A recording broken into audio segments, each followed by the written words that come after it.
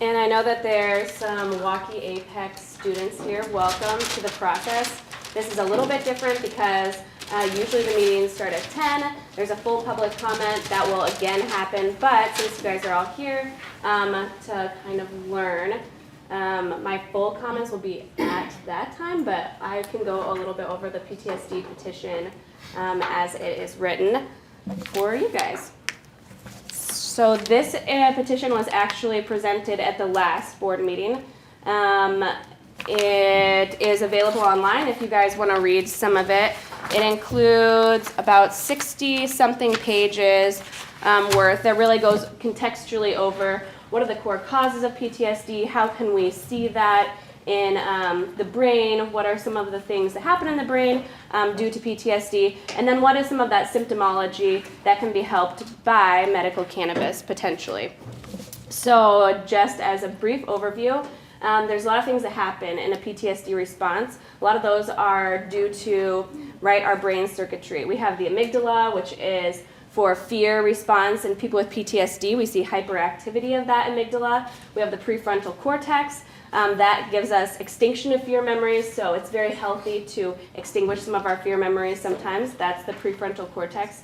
And in people with PTSD, we see a diminished response of that. And then there's also the hippocampus, which gives us context around our fear responses. So if you got chased by a bear, your hippocampus says, you're not in a forest, it's very unlikely you'll get chased by a bear, so you don't need to be afraid. Well, in people with PTSD, we see hyperactivity of that as well. So basically, we see a lot of fear triggering nightmares, leading to lapses in sleep, a lot of chronic pain just due to a constant stress response, things like that.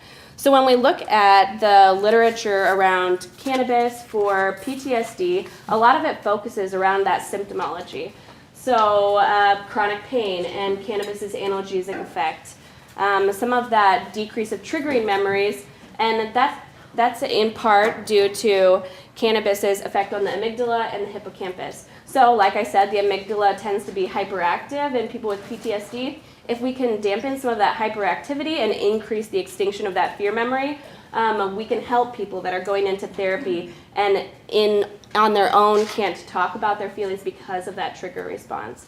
Another big thing is increase in sleep. We see this actually in a lot of our patients, especially chronic pain, that if we can get that sleep cycle normal, we actually see decreases in all the other symptomologies, such as chronic pain, inflammation, things like that.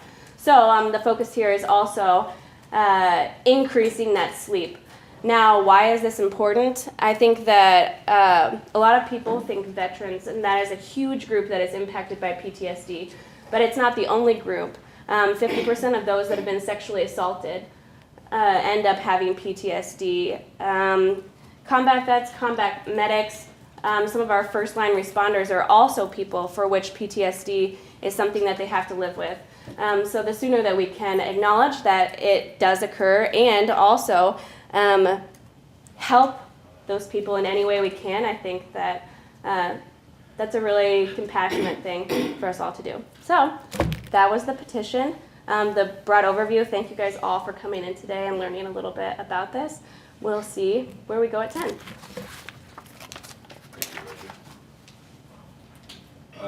Next on PTSD, we have Edgar Ortiz. Edgar, go.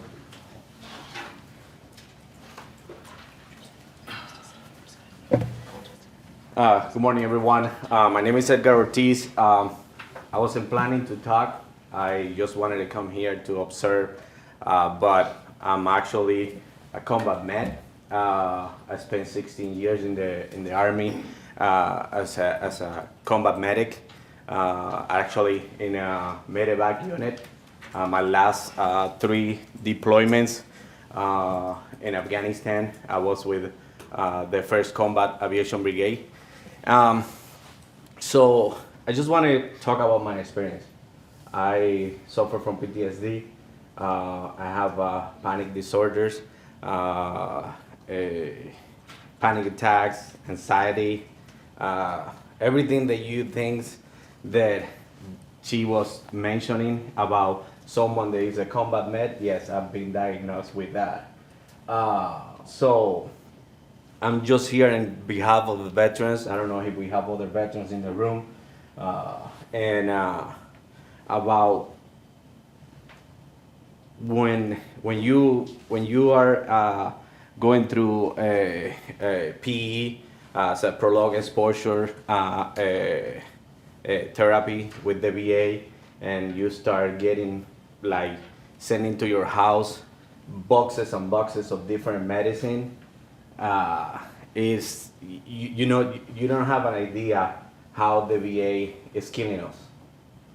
With like, I receive every month at my house a package of like, I don't know how many medicines. At this time, I'm not taking none of those medicines. I went to go into myself to start researching about CBD, to start researching about different methods to help myself. And right now I can be here, I can sit down in a room, I can not look for exit, not look for like 20 or 40 people beside me. I can drive normally when I'm driving. I can go back to being a plane after I was 16 years in a combat aviation brigades because of CBD. It helps me, calms me down, make me to go to sleep well. Before I was sleeping maybe 2 or 3 hours a day. So I just hear from my own experience and to tell them, give the opportunity to veterans to have access to this, because it was surprising when it came open here in Iowa, and they granted 5 licenses to different dispensary, but we have over 30 plus places around Iowa that sell the products. We don't know if those places are regulated. We don't know if those places are being monitored, and that is I'm concerned about that. So That's 3 minutes. thank you. So like I say, I'm on behalf of veteran, and it saved my life. So please just take in consideration that. Thank you, Edgar. Are there any other commenters in the audience for PTSD? Representative Forbes?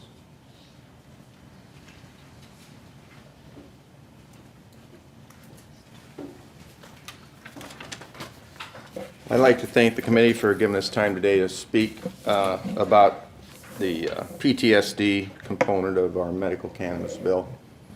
As you both know, I'm a pharmacist and served 4 years, or 4th term in the Iowa legislature, and I've worked the last 6 years on this bill pretty extensively, and I think I understand the components when it comes to treating medical conditions with medical cannabis products. And one of the things that when I talk to people in my practice, in my pharmacy in Urbandale, and veterans especially, is at least the opportunity to be able to access medical cannabis products to treat PTSD.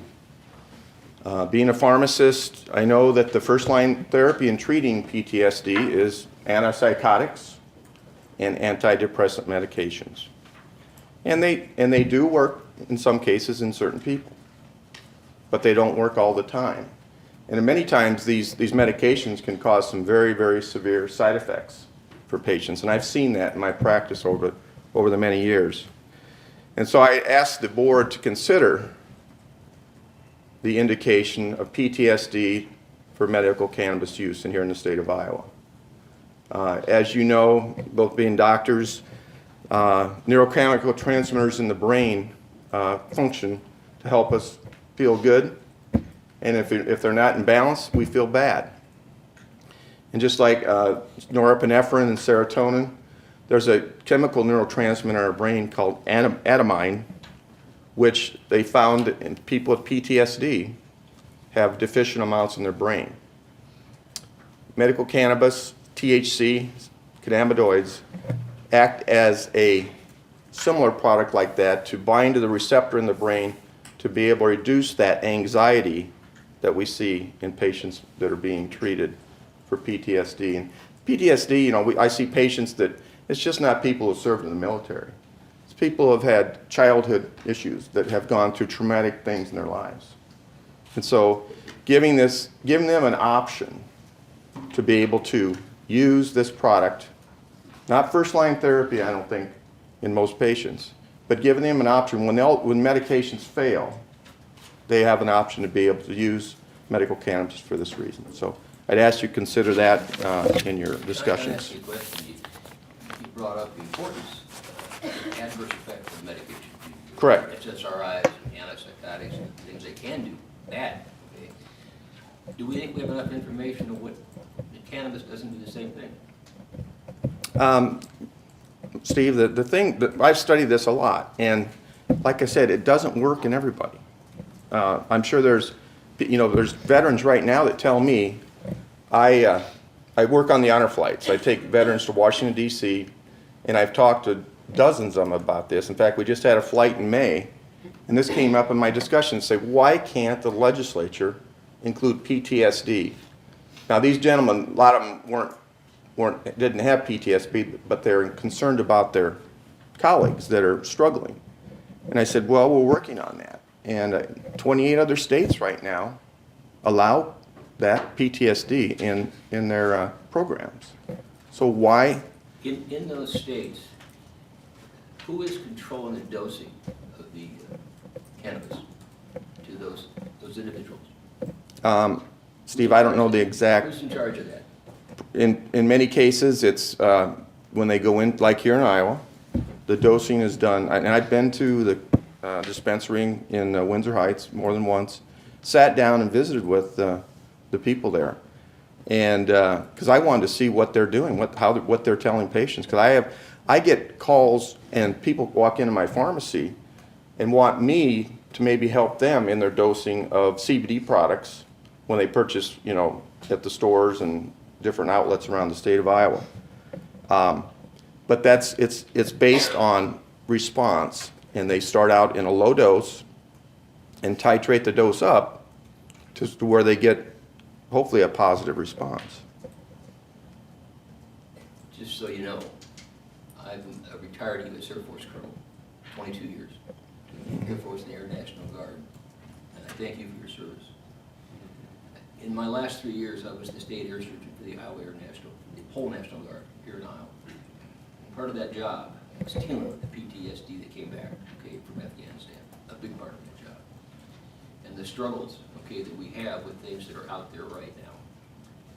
I would say to you that the VA in Sioux Falls, South Dakota did a tremendous job with some of our people. And so if you're really struggling, don't like the VA, consider going there. Because the outcomes we saw from there were excellent. They didn't include cannabis. The VA doesn't use it. But he did have a good outcome. So I don't want to see the VA system ripped, as being bad across the board. It's got its problems, I don't argue that, But to this subject, is something I've dealt with for a long time. I want you to know all this material here is about PTSD. Looked at it all. This is stuff that we went and searched and found outside of what was presented in the petition. So I just want you to understand how seriously we're taking this issue, not taking it lightly at all. But again, thank you for your service. And John, that's why I send the pharmacist in the dispensary. You know I push that, Yeah. Because I think that's where it has to happen. I have some real concerns about what the qualifications are of the individuals in this. Not that they're bad people, but their qualifications. They aren't the same as yours by any means whatsoever. They don't include that same number of years of education, of the things that went into that, and also experience. I think it's a real deficit inside of our cannabis program here in Iowa that makes it questionable as how medical it really is. And that's one of my biggest concerns is, could I be doing harm because I don't have the right people where they need to be? Well, Steve, I went in there, and I've only been to one in the state. There's 4 other ones, and I was impressed. I actually took one of my patients into one of the about a month ago. She was suffering some pretty debilitating pain, and I said, "Well, I'm going to personally take you." So we went together and sat down it was about an hour, and I really wanted to see the process, what they do. And I tell you, Steve, I was very impressed on how they went through all the steps with the patient and then made the determination on the dosing. And I'm not the expert, but I have enough knowledge to know that what the recommendation they made for this patient, I thought was very appropriate. You think, The DEA will reschedule this to a Schedule 2, and then we don't have to sit here and have all these discussions on, whether we should include this and not include this. But we're a ways from that, so states have to take, as myself, as a legislator, have to pass laws to be able to make this available to patients here in the state of Iowa. if the DEA makes it Schedule 2, then it becomes the FDA's responsibility to say yes or no, correct? Correct. At that, right now, the FDA has no power, other than the single drug that they got reclassified. Epidiolex, as Schedule yeah. 4.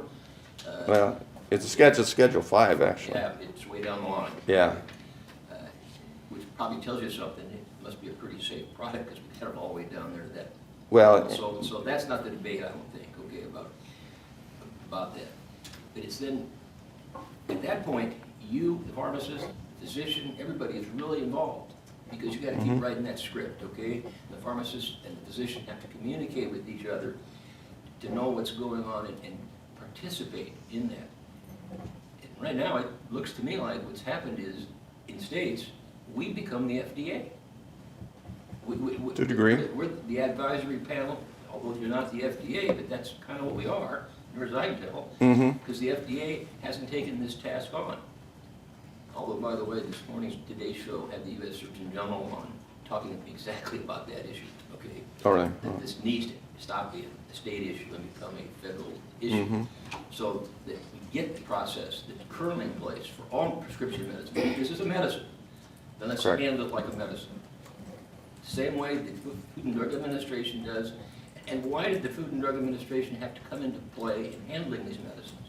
We can go back to drugs like thalidomide and other things that didn't happen back then. Gee, all of a sudden bad things occurred. So Yeah. I think we've got to be very careful applying the science, okay? But again, I'm just as concerned as you are, okay, about that PTSD issue, because it's a real issue. One of my physician's assistants in my practice came back in really bad shape. That's the Sioux Falls VA that helped him out tremendously.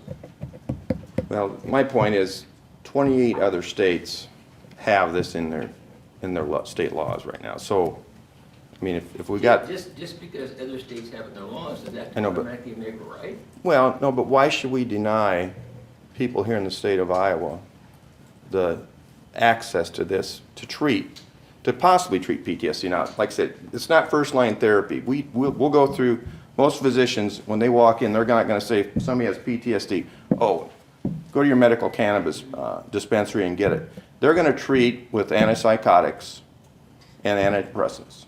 And they do work in some people. I mean, I've talked, but not everybody. It's like any drug, as you know, in your practice over the many years. One medication works for one patient and it doesn't work in another.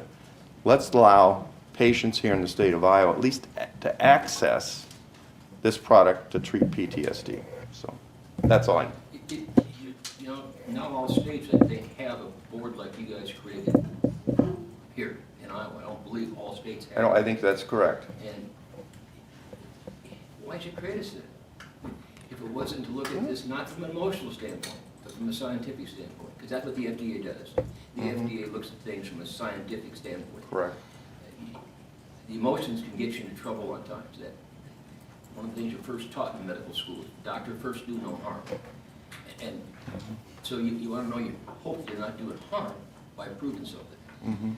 Well, the adage that all the other states have approved this without adequate science to back them up doesn't necessarily make it right. Well, you know, Steve, I've been practicing pharmacy for almost 40 years, and Tom Green, who's a pharmacist in the Senate, he's retired now, but he's over. You know, we both back this 100%. There's over 80 plus years of experience in the practice of pharmacy. I know you've got a pharmacy degree, but I don't think you've practiced it for quite a few years. My family sure did. I was sure a part of it. Yeah, I know. But both Tom and I, Tom Green, support PTSD to be included in our cannabis program here in the state of Iowa. I've talked to Tom about it. He couldn't be here today, but I hope you guys really consider that strongly, because we need to help people like this gentleman right here. Again, this is all As PTSD. Dr. Richardson reviewed Forbes, just to be mindful of our other petitioners. I'm Yeah, sorry. okay, I'm sorry. But yeah, just consider it very strongly, okay? Thank you. Are there any other commenters to speak on behalf of PTSD? Peter? I really want to commend the subcommittee on this ask, because I think that rational approach, that scientific approach is really important, because we all really want to help everybody and help people. That's what we're here for. And for many of us out in prevention all over the state, and I've talked to so many people just this morning that couldn't be here today because they're working with people suffering with addiction. Sometimes we just get tired of all this pop culture medical advice that comes out of left field without good scientific collaboration. All due respect to our elected officials, but when they start playing doctor and medicine and FDA, we start wondering if it's a credible effort. And you guys have a tremendous and daunting task to maintain a scientific approach to this. And I fear that if you don't do what the legislature and the industry wants, they may legislate you out of existence. And then that would be a really dangerous thing for Iowans. So I just want to thank you. And you know, we see so much research that shows that for the few that it may help with PTSD, what we're finding is it hurts more. What we're hearing is this could be a dangerous precedent. That doesn't mean that it won't be useful in some medical protocol somewhere, but I agree with you. The FDA, the AMA are important partners in this, and this should be led by good science, not by elected officials nor industry mavens that have maybe a little bit more interested in greed. Now, it's not up to us to judge greed, if that's their sin. But it is our job, and I thank you dutifully for respecting the fact that it is our job to protect Iowans from the unintended and sometimes very known consequences of rash decisions when it comes to deciding what dangerous substances we make available to Iowans and how we allow them to access it. So I thank you for your work, and I hope there's temperance in all of the efforts to look at these new diagnoses in a good scientific way. Thank you. Thank you, Peter. Any other comments in relation to PTSD? Did you sign in on the sheet, Darcy? I'd be happy to. Can I just get your name, please? I can sign you in. What's your name? Blair Selsey, I'm a state senator. Good morning. Morning. How are you? I'm here to represent my constituents today. This is a message that I received from a constituent who is suffering from anxiety and PTSD. This is her message to me. I started this as a comment, and then I thought better of publicly admitting that I'm doing something legally gray. I've struggled with anxiety after my brain injury from a car accident 17 months ago. I haven't been able to return to work, and when I did, I had such a bad experience it resulted in a panic attack that leveled me for days. I take anxiety medication, but it doesn't get me back to the normal function. What does? CBD oil. I've been looking through the medical cannabis information, and in the last not even 24 hours, my take is Iowa is making it incredibly difficult for something that should be readily available as a treatment option. They have denied putting generalized anxiety disorder and PTSD on the list of approved reasons. They only use it for pain when you're exhausted all their other options. Why? With the opioid crisis in full swing, why would we want to force people to wait to try CBD when they're at the end of their rope? I have tried so many things to get my anxiety under control so I can work and parent my 3 kids. Therapy, drugs, exercise, PT, OT. I have worked so hard.